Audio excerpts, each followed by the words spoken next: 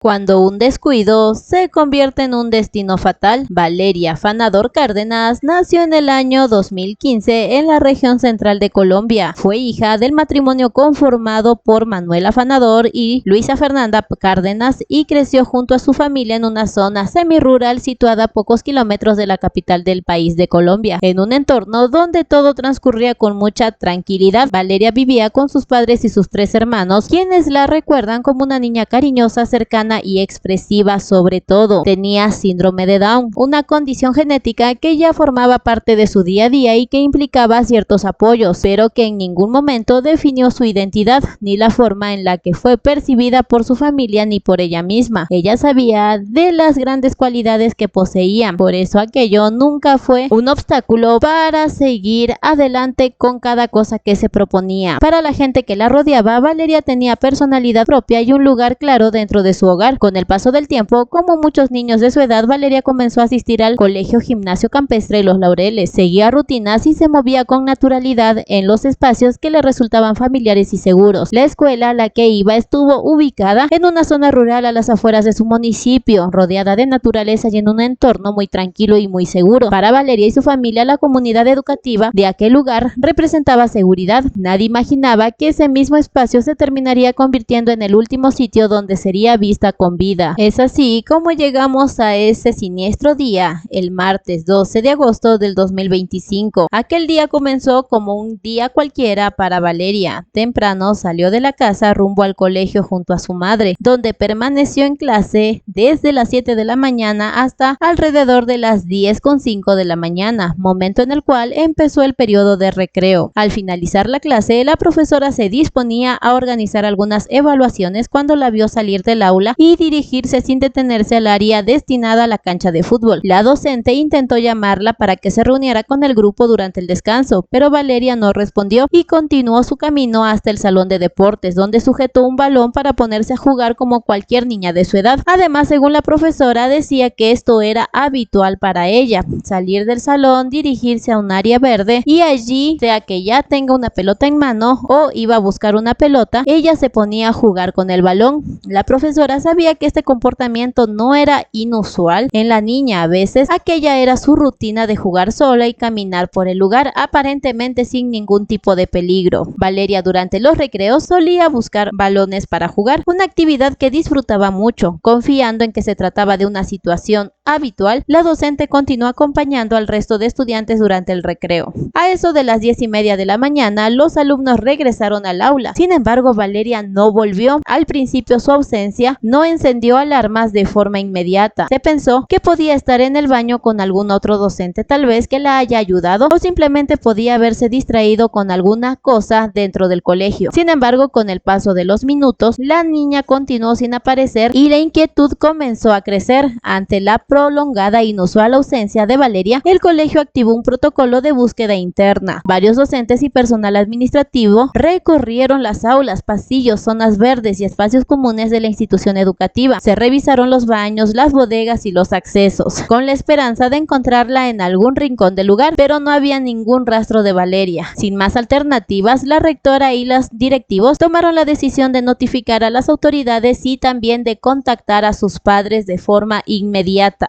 Fue en ese momento que la vida de Manuel y Luisa cambiaron para siempre. A partir de esa llamada quedaron, como ellos mismos dirían más tarde, muertos en vida, sin imaginarse que días después lo perderían todo. Las primeras actuaciones oficiales que se hicieron no se hicieron esperar. Las autoridades llegaron al colegio y una de las primeras medidas fue la revisión de las cámaras de seguridad. Las imágenes mostraban a Valeria durante el descanso caminando sola por el plantel. En uno de los registros se la observaba jugando brevemente con el balón que había comentado su profesora. En otro avanzó hacia una zona cercana a los límites del colegio, la cual estaba rodeada de arbustos y servían como separadores entre la institución y un río. Allí Valeria se adentró entre las plantas, entrando y saliendo por una abertura de la reja en al menos 6 ocasiones. La séptima vez, cerca de eso de las 10:30, ya no regresó. Las imágenes de seguridad también mostraban que en ese mismo momento varios estudiantes estaban también recogiendo material de educación física en el campo de fútbol. En el registro aparecían también 2 personas adultas presentes en el lugar que aparentemente no se percataron de Valeria ni su desplazamiento fuera de las áreas habituales. inusuales. Estas personas parecían estar recogiendo algunas cosas, estar envolviendo algún tipo de tela grande. Durante las primeras horas, luego de la desaparición, las autoridades realizaron un barrido en el entorno inmediato. Ese mismo día, además, fue hallado en una zona un envase de gelatina, un objeto que llamó la atención de los investigadores. Sin embargo, el elemento se contaminó antes de poder ser analizado correctamente. Aún así, sin perder tiempo, el abogado de la familia logró recuperarlo y preservarlo como parte del material probatorio. Tal vez en un futuro pueda ser necesario. Desde el primer momento, la desaparición de Valeria conmovió profundamente a Colombia entera, haciendo que el caso trascendiera rápidamente en el ámbito local y despertando una ola de preocupación, solidaridad y de muchas preguntas que aún quedaban sin responderse. Por su parte, las autoridades ofrecieron una recompensa para cualquier persona que suministrara información que ayudara a encontrar a la niña. Sus padres insistían una y otra vez que Valeria era una niña juiciosa y tranquila. Solo pedían que la devolvieran sana y salva, pero al final de cuentas no tuvieron respuesta. 5 días después de los hechos no había pistas concretas que seguir y en los alrededores del municipio comenzaron a multiplicarse las marchas, los plantones y los actos simbólicos. Asimismo, los bomberos, los investigadores y los voluntarios recorrían distintos municipios de la región entregando volantes y difundiendo un mensaje importante. Querían encontrar a Valeria. Necesitaban cualquier información. Mientras tanto, muchas personas seguían marchando pidiendo solidaridad y también que se encontrara a Valeria con vida. En medio de una de las caminatas, los padres de la niña y los hermanos de la pequeña volvieron a hablar al país diciendo que se negaban a abandonar la esperanza. La persona que vea a Valeria, la persona quien tenga a mi niña, si ven a Valeria deambulando, por favor comuníquese con las líneas de emergencia para que nosotros podamos recuperarla y recogerla sana. 8 días después de la última vez que se había visto a Valeria y sin resultados concretos, las autoridades aumentaron la recompensa y para el 20 de agosto el caso ya había alcanzado un nivel internacional. La Interpol emitió una circular amarilla, un mecanismo de alerta utilizado en los casos de desaparición de menores para cualquier persona pueda reportarla si es que la viera con vida o fuera de Colombia. El equipo legal de la familia destacó la importancia de esta medida, señalando que se debía difundir la ficha en aeropuertos, terminales terrestres y puertos. Mientras tanto, los operativos de búsqueda seguían sin interrupción. Incluso también comenzaron a estar en estos integrantes del ejército, rescatistas especializados y equipos apoyados con drones. También se recorrieron de manera constante zonas rurales, vías secundarias y sectores de difícil acceso. Paralelamente, la presencia de los medios con el paso de los días se fue intensificando, reflejando que el caso ya había adquirido una magnitud a nivel internacional. Así, las autoridades cubrieron más de 120 kilómetros a la redonda del colegio, le dieron vuelta a la zona más de 300 veces y navegó el río en jornadas sin descanso, pero aún así no encontraban nada, ni un solo indicio. Como resultado, surgieron nuevas inquietudes sobre el rumbo de la investigación y la posibilidad de que Valeria estuviera fuera del municipio. Fuera y frente a estas dudas, los responsables de la seguridad aclararon que ninguna línea de investigación había sido descartada. Explicaron que incluso en los días previos se habían realizado barridos exhaustivos en diferentes zonas con el apoyo de voluntarios de distintas organizaciones. Bueno, ninguna de las hipótesis se ha descartado, se sigue trabajando. Incluso ayer se hizo un barrido por el río hacia el norte y hacia el sur con el apoyo del municipio y también con un apoyo bastante importante de voluntarios de organismos de emergencias de diferentes municipios, fue lo que dijo el vocero de la policía. Consultados sobre si alguien había reportado haber visto a la niña, los agentes a cargo dijeron que habían realizado entrevistas y habían cotejado información. Sin embargo, se reconoció que hasta ese momento no se habían obtenido resultados. La policía judicial sigue realizando entrevistas, se sigue verificando información que se ha obtenido y lamentablemente sin resultados positivos, fue lo que también argumentó el vocero de la policía. Asimismo, se empezó a consultar si las autoridades creían que Valeria se encontraba con alguna persona o que estuvieran siendo retenida en contra de su voluntad, pero las autoridades a cargo dijeron que se esperaba que si esto fuera así, la persona se comunicara con ellos a la mayor brevedad posible. Asimismo, se recordó que seguía vigente la recompensa. El vocero de la policía comentó lo siguiente: eso es lo que esperamos, que esa persona que la tenga que se manifieste. Hay 70 millones de pesos colombianos, es decir, algo así de 19.000 $514 de recompensa por quien dé información. Esperamos pronto que Valeria se encuentre en su hogar, fue lo que comentó este vocero. También se dijo que se estaban interceptando teléfonos y obteniendo otras pistas a través de herramientas tecnológicas. Para este punto, la familia ya estaba segura que la desaparición de Valeria no había sido un accidente. Primero, su padre aseguró ante los medios de comunicación que a su hija no le gustaba el agua y que ella no se movía lejos de su zona segura si alguien no la llamaba. Ese detalle, sumado a lo que parecía apreciarse en las grabaciones de seguridad, llevó a la familia a plantear la posibilidad de la intervención de una tercera persona. Una persona que estuviera induciendo a Valeria a pasarse por las rejas. También lo pensaron por el envase de gelatina encontrado. ¿Quién le había dado eso a Valeria si es que era de ella? Entre lágrimas, el padre también aseguró que su hija era indefensa, que necesitaba cuidados especiales y que seguramente estaba extrañando a sus hermanitos. Se detalló también que para esos días no se había encontrado ninguna prenda de vestir de Valeria, no se había encontrado ni una sola pista y debido a esto el caso comenzó a considerarse un presunto caso de desaparición forzada. Entre tanto, la familia y su equipo legal manifestaron su inconformidad con el manejo que el colegio le había dado al caso, porque según señalaron, con el paso de los días las actividades académicas se reanudaron con normalidad y el lugar donde ocurrieron los hechos se volvió a utilizar como espacio de juego sin que se preserven adecuadamente condiciones originales. El abogado de la familia dijo que no podían creer que como el punto donde Valeria supuestamente había salido del colegio había sido rellenado días después con piedras y cemento y además se habían reforzado las rejas recién ahora cuando Valeria desapareció. A juicio de la familia de la niña, estas modificaciones habían alterado de manera irreversible lo que podía ser una escena de un delito, afectando de esta manera la integridad de la investigación. Unos días después, además, se reveló un video en el que la directora del colegio aseguraba que ellos tenían un enemigo, un ex trabajador, y que pensaba que él podría ser el responsable. Todo esto supuestamente lo dijo durante una reunión con otros padres de familia. Así es como las alarmas se encendieron. Ya habían pasado 15 días y ella nunca había mencionado sobre esta persona a las autoridades. La familia de Valeria manifestó que era muy importante que ese video estuviera registrado, ya que seguramente la directora hubiese negado todo. Al día siguiente, la mujer dijo que sus palabras habían sido distorsionadas y que en ese video ella estaba hablando de una hipótesis que la fiscalía le había dado. Además, denunció que tanto ella como las otras directivas de la institución estaban siendo hostigadas. Es así como llegamos a la tarde del 28 de agosto, 18 días después de la última vez en la que se le vio a Valeria, cuando un campesino hizo un espeluznante hallazgo en un río. El cuerpo sin vida de la niña estaba a unos 300 metros del colegio y aún llevaba puesta la sudadera de la institución. La noticia se conoció rápidamente, dejando a la familia y a la comunidad sumidas en un duelo profundo. Casi de inmediato, el gobernador señaló que el trágico final de Valeria podía estar vinculado a un hecho criminal. Esta acusación se hizo mucho más grave cuando el hombre dijo que resultaba poco probable que el cuerpo hubiera permanecido en ese lugar desde el momento en el que Valeria había desaparecido hasta que fue encontrado.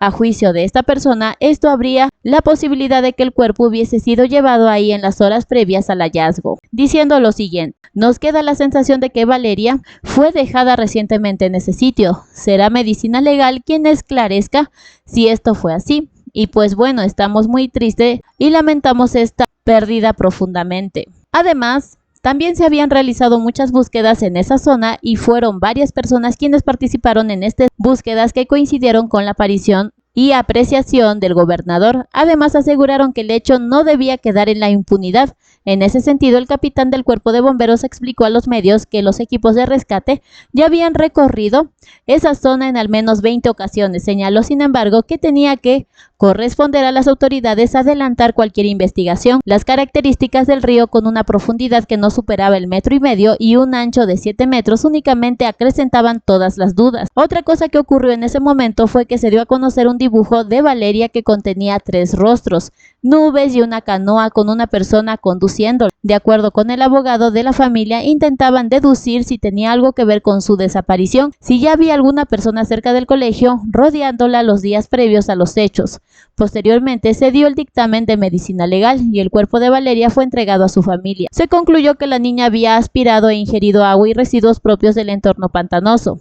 Estos habían sido hallados tanto en su estómago como en las vías respiratorias de la pequeña, lo que permitió atribuir el fallecimiento y causa de su fallecimiento a una inmersión. El informe también señaló la presencia de de adiposra, una sustancia que se forma en los cuerpos cuando permanecen expuestos a la humedad y en ambientes con poco oxígeno. Este hallazgo indicó que la niña estuvo en contacto prolongado con el agua. Por otra parte, de acuerdo al examen forense, no se hallaron signos de violencia en su cuerpo, desgarros o cortes en sus prendas de vestir.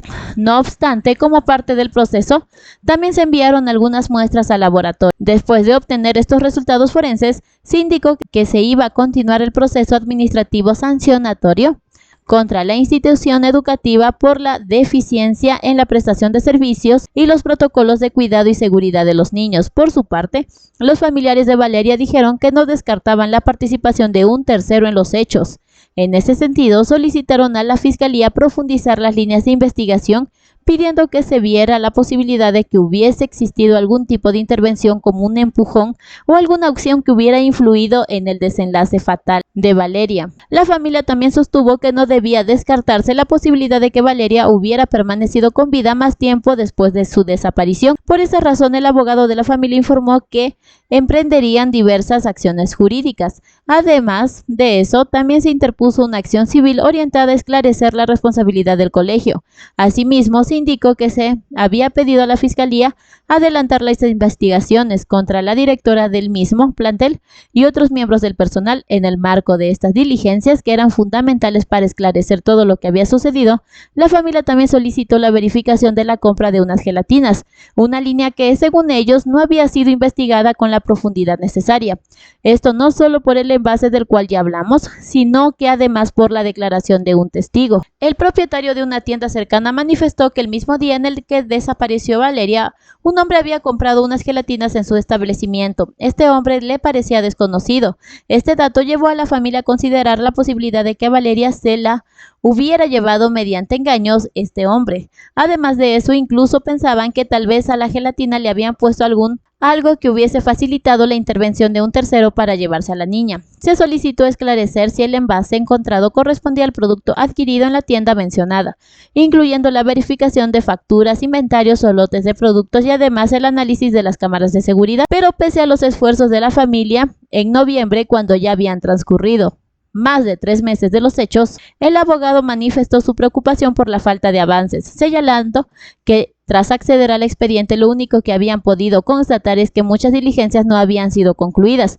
Por ejemplo, la reconstrucción formal de los hechos, lo que lógicamente impedía saber y precisar cómo había salido Valeria de la institución. La familia destacó que ellos querían conocer las circunstancias exactas y la identidad de las personas responsables del fallecimiento de la pequeña. Para ellos, la ausencia de respuestas concretas no solamente prolongaba el dolor, sino que no les dejaba terminar con el ciclo de duelo. Además de eso, también dijeron que se estaban esperando algunos resultados de pruebas de ADN. En ese contexto, se dijo que la fiscal asignada al caso de Valeria tenía otros 1.500 procesos a su cargo, lo cual evidentemente hacía que todo fuera más lento y más difícil de priorizar. Eso sí, el equipo legal de la familia planteó 2 hipótesis principales. La primera apuntaba a posibles fallas u omisiones del personal de colegio y la segunda, la eventual participación de un tercero. Es así como unas semanas más tarde, y mientras el caso seguía sin respuestas concluyentes, el clima alrededor del colegio y de la investigación se volvió cada vez más tensa. Y es que a finales de noviembre, durante la ceremonia de clausura del año escolar, un grupo de personas encabezados por los padres de Valeria irrumpió en el evento portando un megáfono y desde allí lanzaron serias acusaciones a la institución. Durante la intervención se escucharon señalamientos muy graves cuando los padres dijeron que el colegio les había arrebatado la vida de Valeria. También cuestionaron la seguridad y calificaron las instalaciones de forma despectiva, además de acusar a los administradores de ser responsables, priorizar sus intereses económicos y ocultar las pruebas. Incluso se hicieron referencias directas a docentes y algunos videos que, según los manifestantes, demostraban negligencias graves, no solo hacia Valeria, sino también hacia otros niños. La defensa del colegio sostuvo que si bien las expresiones habían generado un ambiente de intimidación, ellos habían seguido con la actividad como si nada hubiese pasado. También comentaron que ellos siempre habían puesto la seguridad de sus alumnos en primer lugar. En lo sucesivo, la tensión no hizo más que escalar y a comienzos de diciembre la institución informó sobre la recepción de una serie de amenazas que estaban agravando aún más el clima de terror e incertidumbre dentro del colegio. Según la información, los mensajes llegaron a través de canales de mensajería internos del colegio y estaban dirigidos a directivos y docentes. En ellos había amenazas directas y advertencias completamente alarmantes. Luego de esto se sostuvo que el colegio había intensificado la seguridad del entorno. Como resultado, la institución informó también que habían solicitado a la policía medidas preventivas para garantizar que no se darían nuevos incidentes. Pues bien, según la defensa de la familia de Valeria, pusieron en tela de duda las amenazas recibidas por la institución, dudando de las declaraciones del abogado de la familia. La Fiscalía en Colombia ha anunciado que imputará cargos a 2 docentes de la institución por el delito de homicidio culposo para Emily Fuentes, quien era docente de Valeria, y Dani Ochoa, quien era el jefe de seguridad. La imputación de cargos se llevaría a cabo el día 2 de junio del presente año. El padre de Valeria comentó ante esta noticia que no está del todo feliz con la noticia, debido a que en el mes de enero su equipo legal le hicieron una solicitud a la fiscal Primera Prieto, quien lleva el caso de hacer una imputación de cargos de homicidio a Sonia Ochoa, rectora y dueña del colegio, a Emily Fuentes, quien era la profesora y directora del curso, Diego Pinzón, profesor de educación física, también listado de coordinadores académicos, asesores jurídicos, asesores académicos y una larga lista de personas, dentro de la investigación de homicidio de su hija de 10 años. La decisión de la fiscal que lleva el caso de imputar el cargo de homicidio en grado culposo sale un poco de todo contexto. Se habla de que fue un accidente, pero esto no fue un accidente. Acá hay una responsabilidad directa. No comprenden por qué la directora y dueña no está siendo imputada. Después de 10 meses, la fiscalía se dio cuenta de que hubo una omisión del deber de cuidado, que todo el mundo lo conoció en agosto del 2025, cuando su hija estuvo sola. Nadie la estaba vigilando, ella estaba completamente sola. Además, también el padre de Valeria argumentó que tiene un sabor amargo, porque las personas que están siendo imputadas no lo están siendo del real delito que cometieron, y no son todos los responsables quienes están siendo imputados. Hasta estas alturas, Fiscalía no ha determinado cómo ocurrieron los hechos, cómo es que apareció la pequeña en aquel lugar, no tiene pruebas, no sigue indicios, hay ese sinsabor de injusticia. Insiste en que luego de 10 meses la decisión que tomó Fiscalía es una decisión tardía e incompleta. La injusticia no nos deja dormir, nosotros lo perdimos todo, perdimos nuestra vida, perdimos nuestras cosas, perdimos a nuestra hija. Es así como el padre de Valeria realmente está angustiado por lo que pueda pasar con los responsables de su hija, si de repente quedarán libres o si de repente este descuido quedará en impunidad. Lamentablemente, los padres de Valeria también han recibido una serie de críticas y han sido señalados como los responsables reales de la desaparición y luego fallecimiento de Valeria. Una de las teorías es de que aparentemente el padre de Valeria fue la persona que con engaños atrajo a la niña. Posteriormente, y aprovechando la cercanía del río, él habría sido quien arrojó a la niña al río. Lamentablemente son teorías que surgen en internet debido a la frialdad con la cual tomaron este caso y el descubrimiento del cuerpo de su hija los padres de Valeria. Las expresiones de estas dos personas no eran acorde a como cuando una hija o un hijo desaparece o descubren que ha fallecido. Muchas personas, es verdad que pueden tomar el duelo de formas diferentes, eso no cabe duda, cada persona tiene un proceso. Sin embargo, en entrevistas podemos ver al padre de Valeria dar un sinnúmero de entrevistas y hablar acerca del caso como si se tratara de cualquier otra niña, pero que no se tratara de su hija específicamente. Su rostro es duro, es serio, no muestra tristeza, más bien muestra rabia, se endurece su expresión al hablar. Su madre, aunque únicamente ha dado declaraciones antes de encontrar el cuerpo de la niña, dicen que en el funeral también se la veía dura, se la veía seria, no es como que había llanto descontrolado, sufrimiento, tristeza. Entonces este tipo de cosas también, cuando la niña dibuja en días previos, dibuja a su mamá